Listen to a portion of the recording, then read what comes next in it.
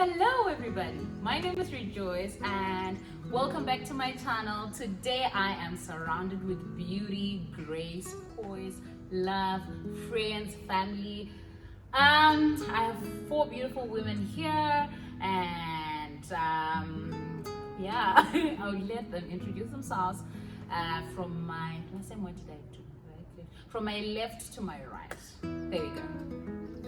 Okay. Hi, my name is Tari. Hi, I'm Amanda.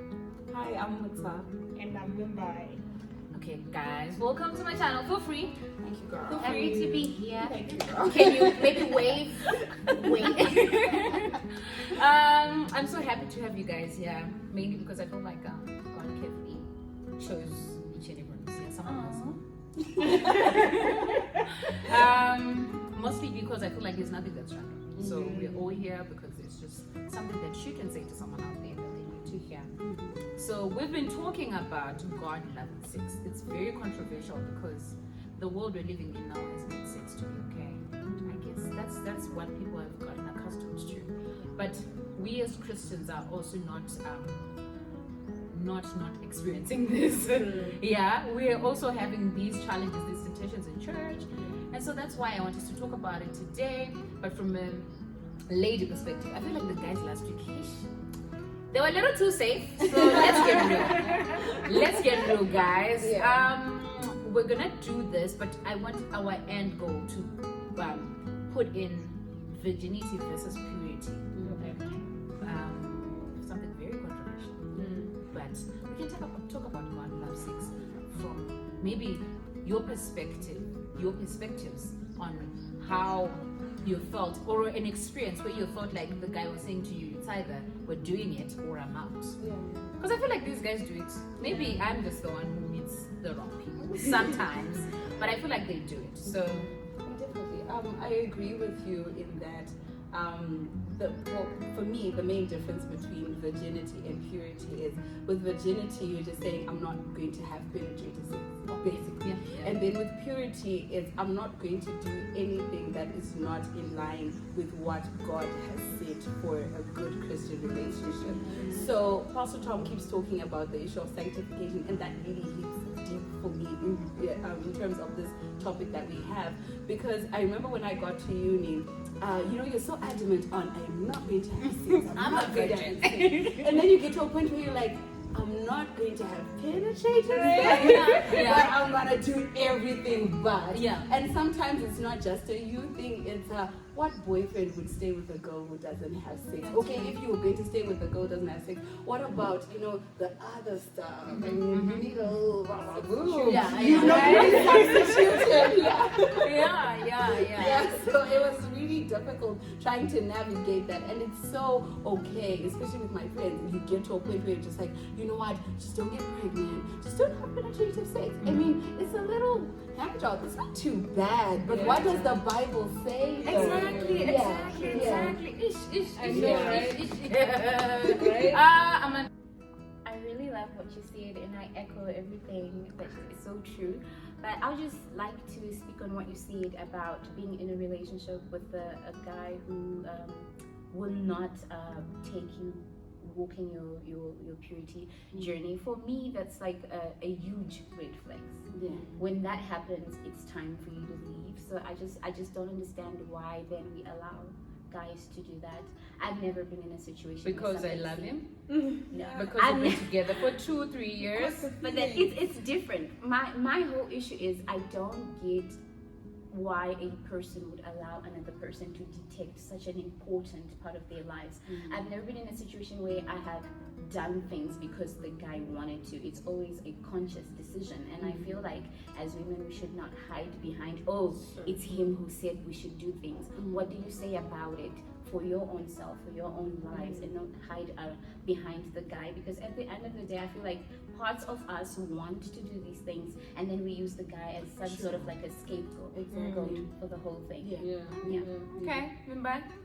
I agree with Mandy. I think it takes a lot for us women to actually accept the fact that we also want to do things, but also we make conscious decisions, like she's saying.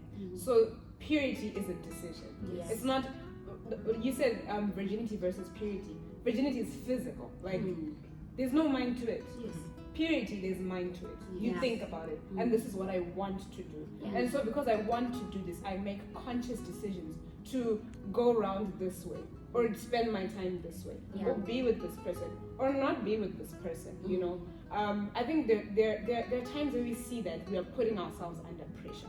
You know, not to hide behind a man, but there are times where you see that, yeah, even if I say no, this person is so good at convincing me. And he's going to tap into my want to do it. Yes. And I don't want to do it. Yes. So let me consciously choose not to be with this person. Yeah. Okay. So, yeah. Terry. Okay. In my experience, I think romantic feelings and physical feelings are always hand in hand. Yeah. So for me, I think my issue has been trying to, like what they're saying, deal with my own desire. Yeah. Because it's not necessarily just I'm with someone and I have to do what they want. I also want. That's the honest truth. Like I don't think being able to admit that you want is wrong. I think being able to confront the fact that you have these desires is a good step. Because once you catch feelings, once you really like someone, especially as women, we just kind of have this giving instinct. You kind of want to give yourself to the person you're with, and part of that comes with sexual giving, and you just want to express it in that way. So I think also managing how you feel romantically towards someone, how you even view a relationship, how you even view your feelings for your boyfriend or for your crush, like what are the limits for those feelings? Because I think until you're married, there should be limits to how emotionally attached you're gonna get to someone. Yeah, that is true. That is very But true. my thing is, what I'm not getting is why then is it that we as women always say he used me? If you're saying you also want to do it, so you also want to have sex with him. So if he sleeps with you, why do you feel used?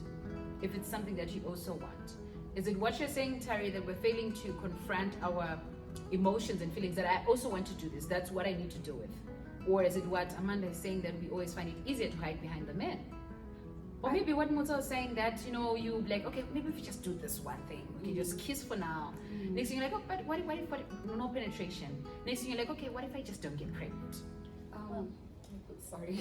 So I think it goes, for me, what I noticed was, I take what you were saying in that sometimes we want to do it, but I feel like for me, it wasn't a matter of wanting to do it, it was a matter of wanting validation from the guy. Yeah. So it wasn't I want him to touch me, I want him to kiss me. It was I want him to tell me I'm pretty, but the only way that he will do it is after I give him something that he wants.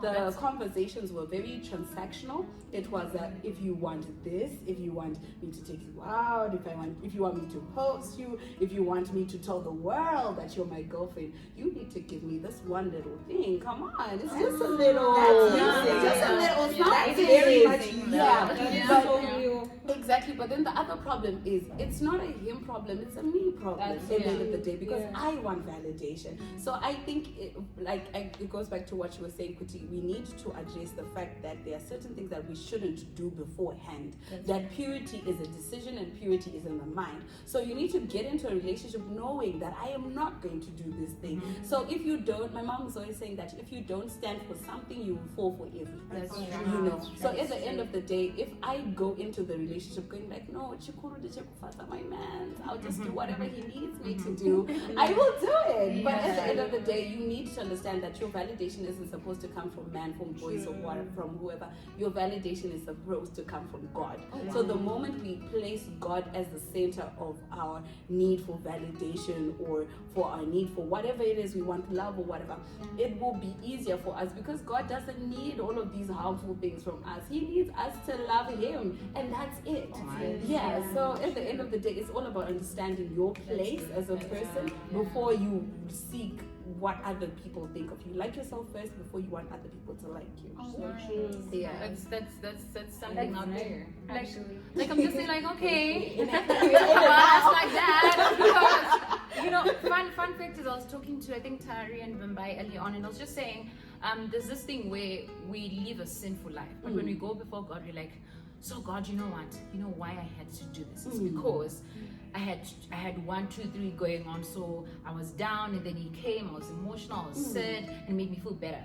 But the thing is, what we don't know is God already knew before you even got into that sin that you're gonna do it or planning it. But we try to, I don't know if it's trying to trick him. We think he doesn't know, or we think he knows to an extent. So I feel like some of the things we do them, and we also want to do it. Like you're saying, validation. We also want to feel like, you know how people say when you've been deflowered, you're like a woman now. You're like a lady now. Okay. So I actually agree with what you're saying. It sounds like you guys had a lot to say just a minute ago.